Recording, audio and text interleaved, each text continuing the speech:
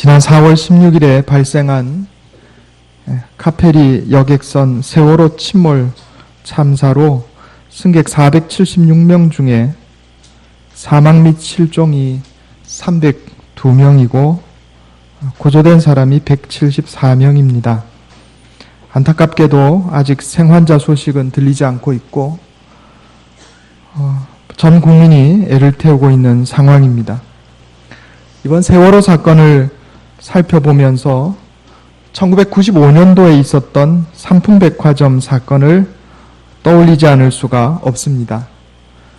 당시에 20년 전에 있었던 삼풍백화점 사고하고 이 세월호 사고하고 대단히 유사한 부분이 많이 있다 하는 겁니다. 먼저 불법적인 구조 변경입니다. 삼풍백화점도 원래는 종합 상가 건물로 설계가 되었지만 거의 다 지어졌을 때 무리하게 백화점으로 용도를 변경했습니다. 세월호 배도 불법적으로 구조를 변경한 부분이 지금 당국에 의해서 밝혀지고 있습니다. 사고 전에 전조 증상이 있었는데도 이를 무시했습니다. 또 회사의 운영진의 무책임한 태도로 구할 수 있는 인명을 잃어버렸다 하는데 유사점이 있습니다. 20년 전에 있었던 삼풍백화점 사고나 이번에 세월호 사고나 이것이 숙성된 사고라는 점에서 유사합니다. 나라의 시스템이 총체적으로 부정부패해서 그 부정부패한 것이 익어서 결과적으로 드러나는 사고다 하는 겁니다. 우발적으로 갑자기 일어난 사고가 아니고 예견된 사고, 앞으로 이런 사고가 계속 일어날 수 있는 상황이다 하는 것을 우려하지 않을 수가 없습니다. 오늘 우리에게 주시는 하나님의 말씀은 이사야 선지자의 기도문입니다. 오늘 본문 말씀에서 이사야 선지자는 죄악 때문에 하나님의 징계를 받아서 망해버린 이스라엘 나라를 바라보면서 애끓는 심정으로 하나님 앞에 회개 기도를 올리고 있습니다. 우리가 잘 아는 것처럼 이스라엘 나라는 총체적인 불신앙과 부정부패, 타락으로 인해서 주전 722년에 북왕국이 아시리아에 의해서 멸망당하고 주전 587년에 남왕국이 바벨론에 의해서 망하고 말았습니다. 이스라엘의 멸망, 그 역사를 가만히 살펴보면 언뜻 보면 그저 강대한 외적의 침입 때문에 나라가 망한 것처럼 보이지만은 사실 성경을 가만히 살펴보면 이스라엘 나라는 자체적으로 망할 수밖에 없는 요인들을 이미 가지고 있었다는 것을 알 수가 있습니다. 갑자기 나라가 망한 것이 아니라 죄악이 숙성되어 가지고 조금만 건드리면 나라가 와르르 무너질 수밖에 없는 그런 상황이었다 하는 겁니다. 그리고 외적의 침입이란 그 망하는 것을 시작하는 기폭제가 되었을 따름입니다. 선지서를 가만히 살펴보면 이스라엘 나라가 망할 수밖에 없었던 요인을 크게 세 가지로 정리할 수가 있습니다. 첫째는 종교적인 타락이었습니다. 하나님을 믿는 신실한 신앙에서 이스라엘 백성들은 우상 숭배로 타락했습니다. 예레미야 32장에 보면 내 이름으로 일컫는 집에 자기들의 가증한 물건들을 세워서 그 집을 더럽게 하며 바알의 산당을 건축하였으며 자기들의 아들들과 딸들을 몰래 앞으로 지나가게 하였느니라. 이렇게 하나님께서 말씀합니다. 하나님 섬기기를 포기하고 우상 숭배하고 심지어 자기 자식들을 우상의 제물로 바치기까지 했다 하는 겁니다. 이것이 남의 이야기가 아닙니다. 3,000년 전, 2,500년, 3,000년 전의 이야기만이 아니고 오늘날 우리에게도 여전히 적용되는 말씀입니다. 우리의 자녀들을 하나님을 섬기도록 그렇게 가르치는 것이 아니라 세상의 물질을 섬기고 공부를 섬기고 하나님 이외에 다른 것들을 섬기게 하는 것, 그것이 과거 이스라엘 백성들이 자식을 몰렉에게 바친 것과 다를 바 없다 하는 것입니다. 두 번째는 정치 경제적인 타락이었습니다. 나라에 돈이 넘치고 배부르게 살게 되었습니다. 그러나 공직자들은 타락하고 경제적으로 부정부패하고 부익부 빈익빈의 사회가 되었습니다. 이사야 1장 말씀해 보면 내 은은 찌꺼기가 되었고 내 포도주에는 물이 섞였도다. 은 속에 찌꺼기를 섞었다는 겁니다. 무게를 더 나가게 하려고. 포도주에 물을 섞어서 팔았다는 겁니다. 내 고관들은 패역하여 도둑과 짝하며 다 뇌물을 사랑하며 고아를 위하여 과부의 송사를 수리하지 아니하는도다. 재판에 부정부패가 있었습니다.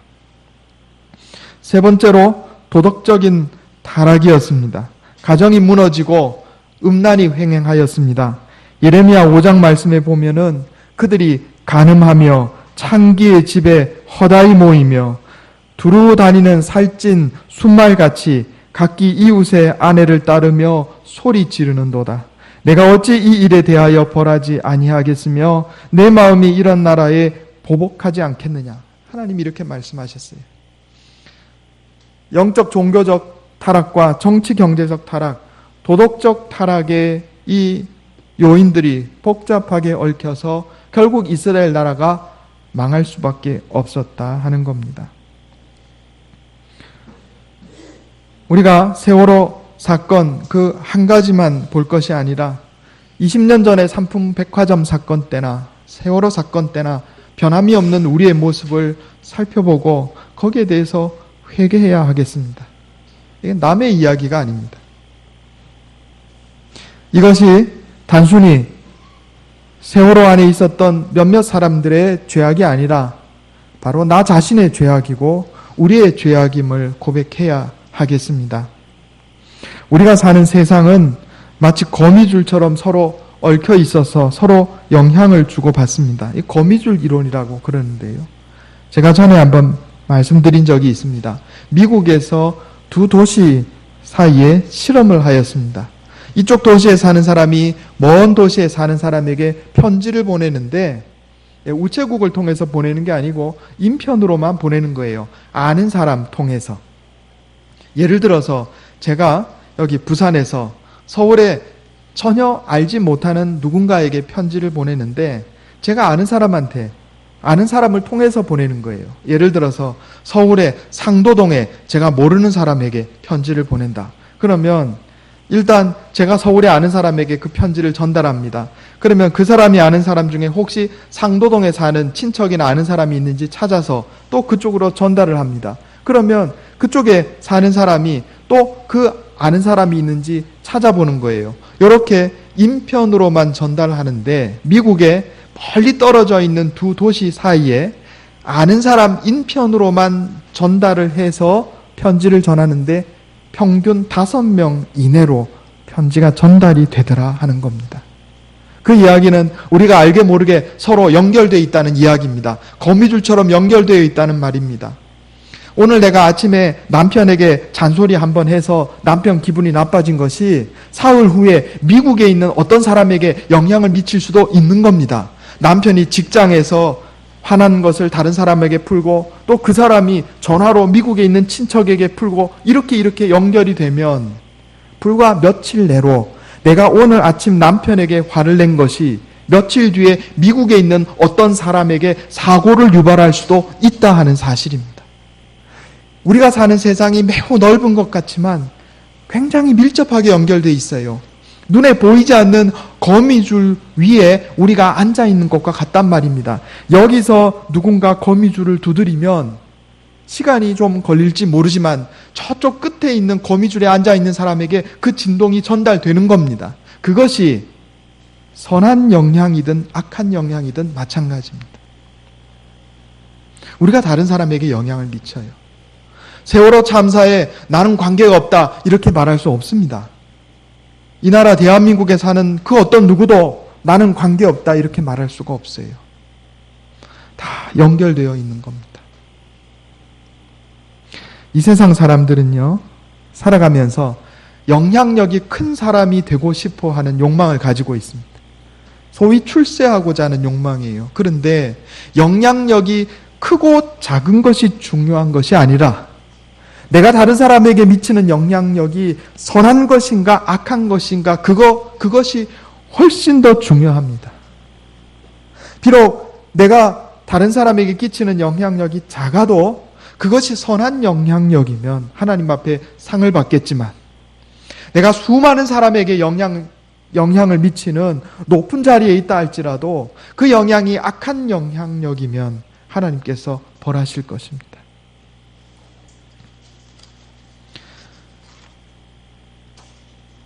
세월호 참사로 말미암아 수많은 생명을 잃은 것이 특정한 어느 누구의 죄악이 아니라 나와 우리 모두의 죄악임을 고백해야 하겠습니다.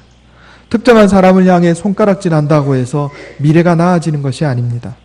성경을 살펴보면 신실한 신앙의 선배들이 하나님 앞에 회개 기도를 올릴 때 자기 자신의 죄악으로 고백하고 있는 것을 볼 수가 있습니다. 느헤미야는 이스라엘 나라가 망한 뒤에 태어난 사람입니다. 그런데 그가 하나님 앞에 기도할 때 이렇게 기도합니다. 느헤미야 1장에 보면 나와 내 아버지의 집이 범죄하여 주를 향하여 크게 악을 행하였나이다. 느헤미야는 태어나기도 전에 있었던 일이에요. 그런데 나라가 망한 것이 나의 죄악이라 고백합니다. 내 아버지의 집안의 죄악이라고 고백합니다. 예레미야 선지자는 의인이었습니다. 그러나 예레미야 선지자가 하나님 앞에 기도 올릴 때 이렇게 기도합니다. 예레미야 3장에 우리와 우리 조상들이 청년의 때로부터 오늘까지 우리 하나님 여호와께 범죄하여 하나님 목소리에 순종하지 아니하였나이다. 자신의 죄악으로 고백하고 있어요. 나라가 망한 것을 자신의 죄악으로 고백합니다. 예레미야는 개인적으로 그 자신이 의인이었음에도 불구하고 나라가 망한 것을 자신의 죄악으로 고백합니다. 다니엘만큼 신실한 사람이 없습니다. 그러나 다니엘은 하나님 앞에 기도할 때 이렇게 기도합니다. 다니엘 9장에 보면 우리의 죄와 우리 조상들의 죄악으로 말미암아 예루살렘과 주의 백성이 사면에 있는 자들에게 수치를 당함이니이다. 세월호 사건은 우리 모두의 죄악입니다. 우리가 이것을 고백해야 하겠습니다. 따라해 보겠습니다. 세월호 사건은 나와 우리 모두의 죄악 때문에 일어났습니다. 이것이 사실입니다. 우리가 그렇게 고백해야 한다, 당위성에서 말씀드리는 것이 아니고 사실이 그렇습니다. 두 번째로 우리가 슬픔 당한 이웃들을 위로하고 함께 하늘에 소망을 두어야 하겠습니다. 지난 주간에 우리 대한예수교 장로회 총회에서 공문이 도착했습니다. 그 내용의 일부를 소개하면 이렇게 기록되어 있습니다. 우리는 예수님의 십자가 사랑으로 그들과 동행하며 그들과 함께 울며 그들의 고통에 동참하면서 성령의 위로와 전인적 회복의 은총을 위해서 기도하며 노력합시다. 그래서 우리 총회적으로 우리 대한예수교 장로회 총회에 소속되어 있는 8,000교회에서 지난 부활절 헌금의 10%를 세월호 참사 피해자들을 돕기 위한 성금으로 모금하기로 하였습니다. 그래서 우리가 당회를 거쳐서 지금 이것을 보내려고 준비하고 있습니다. 우리 교회는 지난 필리핀 지진 때에도 비록 큰 액수는 아니지만 우리가 함께 성금을 모아서 보낸 적이 있습니다. 성금의 많고 적음을 떠나서 우리의 관심과 정성이 슬픔 당한 이웃들에게 위로가 될 수 있는 것입니다. 잠언 27장 10절에 내 친구와 내 아비의 친구를 버리지 말며 내 환난 날에 형제의 집에 들어가지 말지어다. 가까운 이웃이 먼 형제보다 나으니라 그랬습니다. 로마서 15장 2절에 우리 각 사람이 이웃을 기쁘게 하되 선을 이루고 덕을 세우도록 할지니라 그랬습니다. 갈라디아서 5장 14절에 온 율법은 내 이웃 사랑하기를 내 자신같이 하라 하신 한 말씀에서 이루어졌나니 그랬습니다. 우리가 비록 슬픔을 당했다 할지라도 슬픔 속에 매몰되지 말고 하늘의 소망을 품어야 하겠습니다. 제게 먼 친척이 한 분이 있습니다. 독실한 그리스도인입니다. 부부가 아들을 낳아서 잘 키웠습니다. 아들도 외동아들입니다. 고등학교를 좋은 성적으로 졸업하고 그 어려운 경찰대학교에 합격을 하였습니다. 부모를 돕는다고 대학에 입학하기 전에 배달 아르바이트를 하다가 오토바이 사고로 죽고 말았습니다. 몇 년 전의 일이에요. 그 슬픔을 누가 헤아릴 수가 있겠습니까? 자식 잃은 슬픔은 아무도 위로해 줄 수가 없습니다. 본인이 그 고통을 당하지 않으면 아무도 그 고통을 알지 못합니다. 그런데 몇 달 전에 그분들을 뵐 기회가 있었습니다. 놀랍게도 예쁜 딸을 안고 있더라고요. 그래서 순간적으로 혼란스러웠습니다.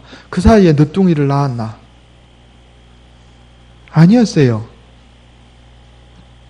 두 분은 먼저 하늘에 보낸 아들 때문에 슬픔과 절망에 잠겨 있기보다는 소망을 선택했습니다.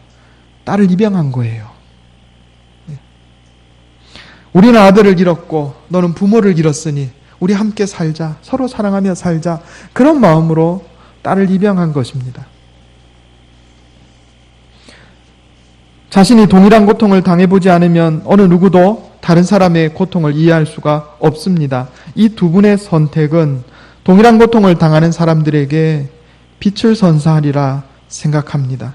내 인생의 고통에 대해서 다른 사람을 저주하고 세상을 저주하고 슬픔과 원망과 절망에 묻혀버려서는 안 됩니다.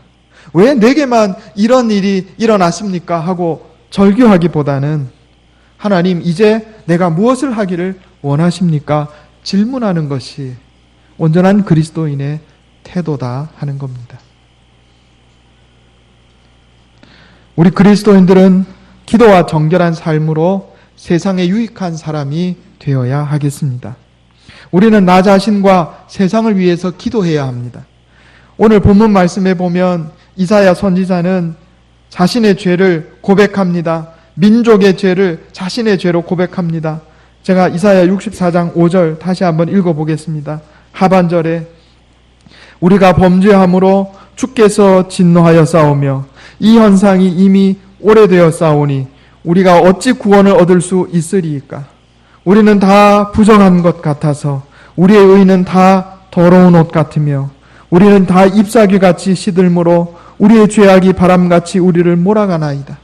이사야 선지자는 민족의 죄악을 자신의 죄악으로, 우리의 죄악으로 고백하고 있습니다. 그리고 거기서 그치는 것이 아니라 64장 8절에 하나님의 자비에 호소하는 기도를 합니다. 그러나 여호와여, 이제 주는 우리 아버지시니이다. 우리는 진흙이요 주는 토기장이시니 우리는 다 주의 손으로 지으신 것이니이다. 여호와여, 너무 분노하지 마시오며 죄악을 영원히 기억하지 마시옵소서. 구하오니 보시옵소서, 보시옵소서. 우리는 다 주의 백성이니이다. 제가 어떤 책에서 이런 글을 읽었습니다. 내가 세상을 향해서 전략을 세우지 않으면 세상 다른 사람의 전략의 일부가 될 뿐이다. 내가 먼저 전략을 세워서 살아가지 않으면 다른 사람의 전략에 포함돼서 그저 묻혀 살아가는 사람밖에 되지 않는다 하는 이야기입니다. 우리 그리스도인들이 나와 세상을 향해서 전략을 세우지 않으면 그저 세상 사람들의 전략에 일부러 떨어지고 말 것입니다. 우리가 세상을 향해서 전략을 세우지 않으면 사탄이 세상을 향해서 세운 전략에 일부러 전락해버릴 따름입니다. 그리고 세상을 향한 그리스도인의 전략은 기도로 시작해야 합니다. 오늘 본문 말씀에서 이사야 선지자가 간절한 심정으로 하나님의 자비를 구하는 기도를 올렸듯이 우리도 나와 이 세상을 위해서 기도해야 합니다. 그리고 기도할 뿐만 아니라 정결한 삶으로 세상에 유익을 끼쳐야 합니다. 아까 이스라엘 나라가 멸망한 것은 세 가지 원인이 있다 그랬습니다. 첫째로 영적 종교적 타락이요, 둘째로 정치 경제적 타락이고 셋째 도덕적 타락이라 그랬습니다.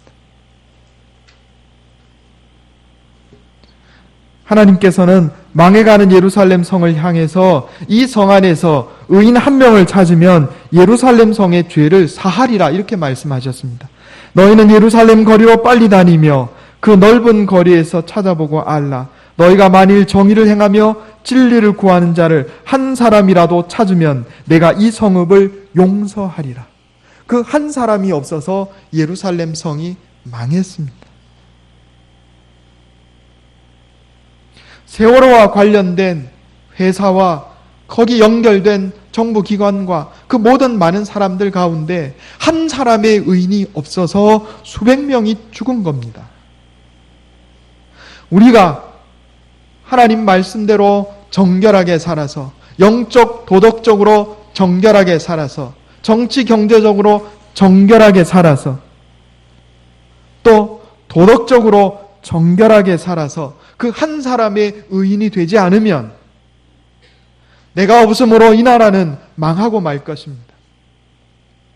20년 전에 삼풍백화점 사고 때나 20년 후에 세월호 사고 때나 바뀐 것이 없는 이런 상황이 지속된다면 이스라엘 나라가 망한 것처럼 우리나라가 망하지 말라는 보장이 없습니다. 우리 주님 예수님께서는 우리를 향해서 너희는 세상의 소금이요 빛이라 이렇게 말씀하셨습니다. 너희는 세상의 소금이니 너희는 세상의 빛이라. 이같이 너희 빛이 사람 앞에 비치게 하여 그들로 너희 착한 행실을 보고 하늘에 계신 너희 아버지께 영광을 돌리게 하라 그랬습니다.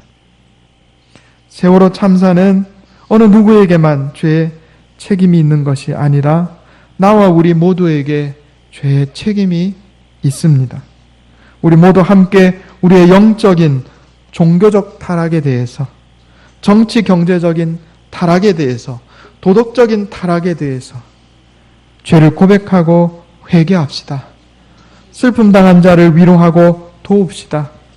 세상을 위해 기도하고 빛을 발하고 소금의 역할을 감당하는 신실한 그리스도인이 됩시다. 하나님의 위로하심과 은혜가 세월호 참사로 고통받는 우리의 이웃들과 우리 모두에게 함께 하시기를 예수님의 이름으로 축원합니다. 기도하겠습니다. 하나님, 우리의 의는 다 더러운 옷 같아서 우리의 죄악이 부끄러워 견딜 수가 없나이다. 아버지 하나님, 세월호 참사로 고통당하는 사랑하는 이웃들을 불쌍히 여기시고 자비를 베풀어 주시옵소서. 하나님이 모든 것이 나와 우리 모두의 죄악임을 고백합니다. 하나님, 우리를 용서해 주시고 내가 세상을 향하여 빛을 발하며 소금의 역할을 감당함으로 세상을 변화시키는 겨자씨와 같은 사람 되게 해 주시옵소서. 주여, 슬픔 당한 이웃들을 위로하고 하늘에 소망을 두기 원합니다. 작은 손길이지만 도움의 손길을 통하여 사랑하는 우리 이웃들을 위로하게 하시고 주님, 이 어려움을 통하여 오히려 나라가 발전하며 잘못된 것이 고쳐지게 해 주시옵소서. 아버지 하나님, 이사야 선지자가 주님을 향하여 자비를 구하는 기도를 하였듯이 우리도 주님 앞에 기도합니다. 주여, 우리를 불쌍히 여기시고 우리의 죄악을 용서하시며 이 나라 이 백성을 불쌍히 여겨 주시옵소서. 주님, 우리에게 주신 말씀 따라 영적 종교적으로 정결한 삶을 살게 하시며 정치 경제적으로 정결한 삶을 살게 하시며 도덕적으로 정결한 삶을 살아 세상을 향하여 빛을 발하며 그리스도의 향기를 나타내며 복음을 증거하며 소금의 역할을 감당하는 우리 모두가 되게 해 주시옵소서. 이것이 내 힘과 능력으로만 되지 않음을 고백하오니 말씀으로 나를 깨우쳐 주시고 성령으로 인도하여 주시옵소서. 주여, 위로의 영으로 고통당하는 모든 이웃들과 우리 심령에 임재하여 주시옵소서. 우리 주 예수님의 이름으로 간절히 기도하옵나이다. 아멘.